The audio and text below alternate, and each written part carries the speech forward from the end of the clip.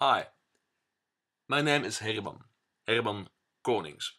I'm a Belgian trend watcher living and working in Antwerp. And I'm very pleased being asked by Liganova to give you this remote presentation. Well, it's raining cats and dogs for the time being here in Antwerp, but I know that the future will look bright, will look sunny, optimistic, and rosy. The presentation is called Rosa, which is Latin for a rose. But Rosa stands also for four different attitudes, values, drives of your consumer AD 2011. The R stands for the radical, the O for the open-minded, the S for social, and the A for appealing. Rosa. But let's go back 2000 years ago to the ancient Roman times. And there was an expression in those days. The expression was sub rosa. And sub rosa means it is not clear yet. It's not perfectly designed or defined. Well, sub rosa refers to the future. The future today is possible to be explained by trend watchers, futurists, scientists in a not clear, undefined way. I can give you a glimpse of the consumer. Well, the future looks bright because you know that the best way to predict the future is to create it, is to invent it yourself. The R stands for the radical, the O for open-minded, the S for social, and the A for appealing. In this presentation, I'm giving you the first two letters. In the next episode, I will give you the last two. Let's start with radical. We see that the consumer today is behaving in a more radical way. He's pushing his boundaries, he's expanding his territory, he's going further than ever before. He doesn't want to be enclosed. But radical also means going to the root. Radix is Latin for root. It's about remembering, reviving, and revamping forgotten rituals, skills, and technologies. It's about revivalism. People seem to be fed up with the economic and social model of mass production and consumption. Folk themes, folk fashion dominate nowadays, as revivalism lead us back to a rose-tinted future in which you shake hands with the maker of your most treasured possessions, or even craft them yourself.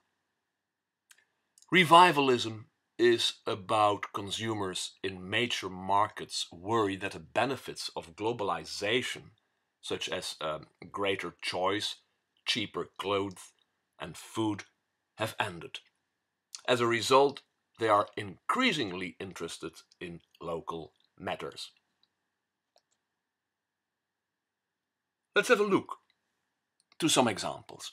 This is Gårdsbutiker 2010. It's the most downloaded app in Sweden in the lifestyle segment in 2010. Now, what's a Gårdsbutiker? A Gårdsbutiker is a farmer or a farmer's house. And the fact that Gårdsbutiker 2010 app for iPhone was very popular last year means that a lot of Swedish consumers are eager to go to their local farmer to buy vegetables and fruit directly at the farmer's house. Direct sales between the farmer and the consumer is all about revivalism, localism, hyper-localism. We'll look at this example, rooftop farming. Well, rooftop farming is an emerging trend in cities around the globe. In New York, in Toronto, in Los Angeles, in London, even in Rotterdam, we see more and more on the rooftop of apartments a little garden or a farm with local produce. People come together and swap vegetables on the top of the apartment they live in. Rooftop farming. Not only rooftop farming, we see in France and Belgium that today 3 times more consumers have their own little garden. Home farming becoming more and more popular. It's about local. And Starbucks, well, Starbucks is of course a globalized brand. 16,500 branches around the globe.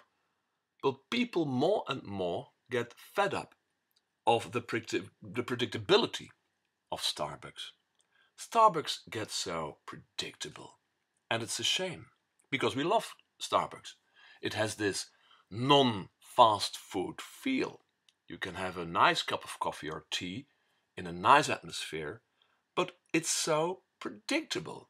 Wherever you go, whether it is in London, Berlin, New York, Shanghai, Macau, you always see the same logo, the same uniform, the same mahogany kind of counter, the same shabby chic chairs, the same music by Paul Simon or Neil Young.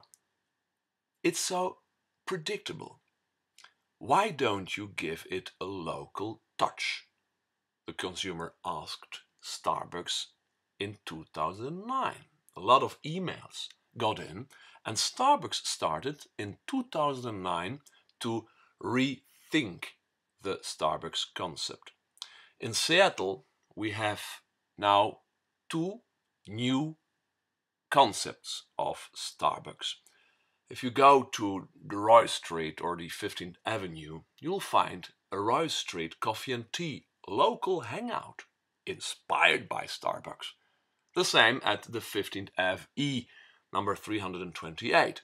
It's a local neighborhood hangout, and when you go inside, you'll find a unique uniform, a local manager, local products, next to, of course, coffee and tea, and local art on the walls. Let's go to Denmark, to Copenhagen, to Noma, the so-called best restaurant in the world since 2010, according to more than 840 journalists around the globe. They have declared Noma as the best restaurant and not longer El Bulli, not longer a methodology, a technique. El Bulli stands for molecular gastronomy. Noma stands for local food. It's all about localism. It's all about the hyper-local. It's a perfect statement, and look around. In your local eatery, you'll find the local food menu more than ever before. This is a funny example. Bob's your uncle. Well, it's a South African wine. They know about the local trend. If this South African wine maker wants to sell its wines to the northern part of Europe, where beer is the standard, well, maybe they have to think about disguising their wine in a bottle of beer. Bob's your uncle uses a beer bottle to, well, to seduce the northern European consumer. It's all about relocating, reviving revivalism. Well, this is a beautiful example, and I know that Liganova likes this very much. It's the Impossible Project by Polaroid. Well, Polaroid decided to pull the plug on 51 years of instant film production in 2008. And that was a disaster for Austrian entrepreneur Florian Kaps. Florian Kaps had an online business built entirely on sales of the company's Instamatic film and cameras. And when Polaroid decided to set it to an end, he decided there was only one thing to do: to restart the production of the film himself.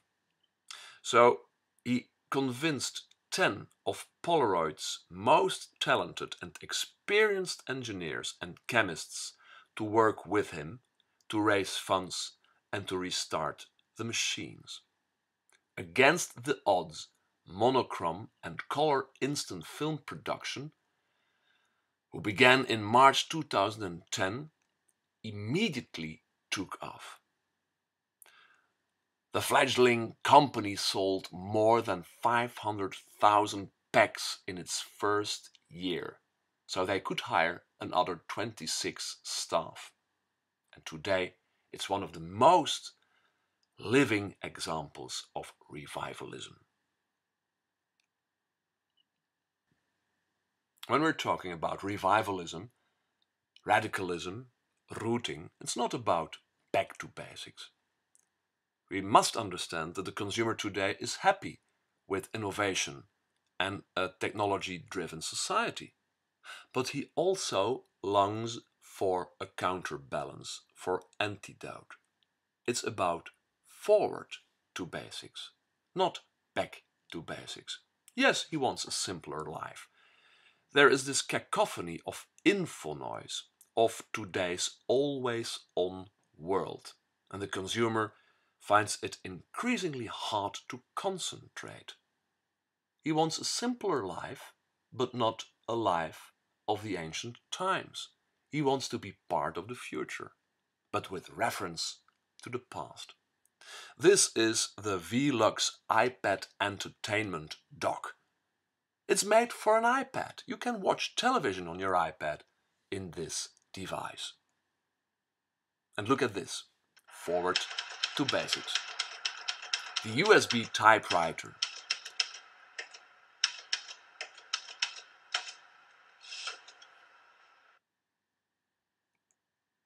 Or this. This is the Note Slate. The Note Slate is a tablet. It's an electronic clay board. You can write on it with this gray pencil. You can download and upload what you have written. The Five Experience presents The Nightjar, featuring the voice of Benedict Cumberbatch. You are on a dying spaceship. The crew abandoned you. Systems failing, everything pitch black. You can't see anything. You have to find your way to safety just by listening. Then your problems really start.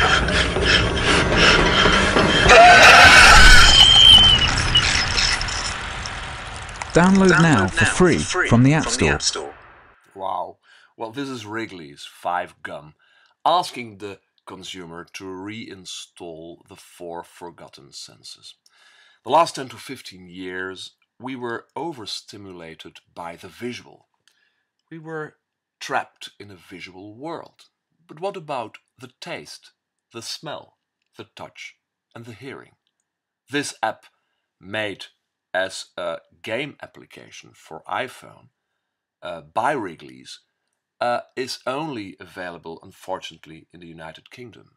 But it's all about the reinstallation of the 4 forgotten senses. Revivalism. Let's go for the O of Rosa. The open-minded. The consumer today is more than ever open-minded, open-hearted. But he also demands that the industry and authorities become more open, more honest, more transparent, more authentic. It's about the consumer being empowered more than ever to understand the techniques and the principles of marketing and sales. He is aware and awake, and he has the weapons to defeat the industry and the authorities, thanks to knowledge. Social media are very important in giving the consumer awareness. But open also refers to optimism. The consumer And more than that, the youngsters are more optimist than we should think. Generally, there is an idea of youngsters that they are pessimist and lazy and not capable in creating the future. The opposite, I believe, is true. We see youngsters who are raised in a digital world know that scientists and engineers and architects are the new celebrities. They know that the world can be created in the most powerful way by engineers, by ICT people, by architects, by scientists. They are optimists. And optimism is a general duty. It's a moral duty. Because we know the world looks grim. There are difficulties ahead. But the best way to defeat a grim world is to be and to start in an optimist way. Well, let's go to Amsterdam. Let's learn about happyology. It's not being happy. It's understanding how to become happy. The logos of happy. The world looks grim today, that's for sure. But you can learn to become more happy and to defeat this grimness. There's a beautiful example of KLM, how happiness spreads.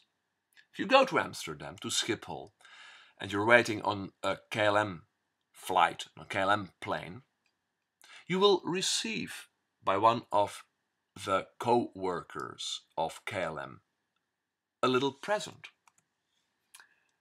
They give you this little present because they are committed to the little acts of kindness. They know that happiness makes the consumer loyal. Another example is the example of Unilever. Remember when ice cream was pretty much the most exciting thing ever? Whatever happened to that? Unilever thought it was time to recapture that special feeling for kids of all ages to share, but with a remarkable, never-seen-before 2010 twist. The journey started in the lab, with specialist teams developing a machine unlike any other. A vending machine that senses when people are near. Uses groundbreaking facial recognition to tell your age, gender, and crucially, if you're smiling. Intricate technology captures and measures your smile 15 times a second, and if it's big enough, rewards you with your very own ice cream for free. With 3G technology built in, it even enables you to upload and share your picture on Facebook. The result? Not just a revolutionary point-of-purchase experience, but a revolutionary experience, period.